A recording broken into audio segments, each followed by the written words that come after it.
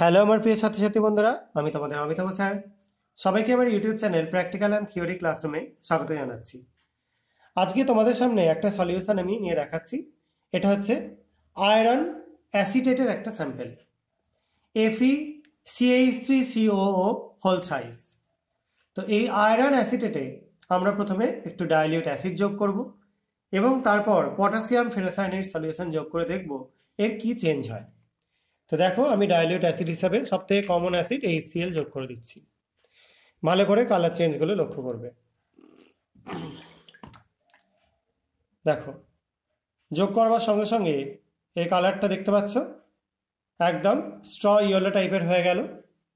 অর্থাৎ ফেরিক যেটা অ্যাসিটেট ফর্মে ছিল সেটা ডিজলভ হয়ে গিয়ে আবার ফেরিক ক্লোরাইড তৈরি করলো। এবার এর মধ্যে আমরা যোগ করব potassium thiocyanate ferricyanide solution. Colour চেঞ্জটা লক্ষ্য করো। এই কালার সবার খুব পরিচিত একটা কালার, প্রুসিয়ান ব্লু কালারেশন তৈরি হলো।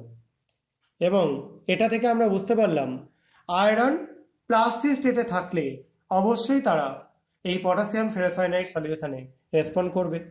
এটা ছাড়াও অ্যামোনিয়াম থায়োসায়ানেটেও করতে পারে। এটা আমি করে দেখালাম না আজকে, আবার কোনো না কোনো পরীক্ষায় সেটা করে দেখাবো। আশা করি যে তোমরা বুঝতে পেরেছ। কারো কোনো কনফিউশন থাকলে কমেন্ট সেকশনে লিখে জানাতে পারো। এই ভিডিওগুলো ভালো লাগলে চ্যানেলটা সাবস্ক্রাইব করো এবং ভিডিওগুলো লাইক ও শেয়ার করে আমার পাশে থেকো। আজকের মতো এটুকুনি। সবাই খুব ভালো থাকবে, সাবধানে থাকবে। বাই।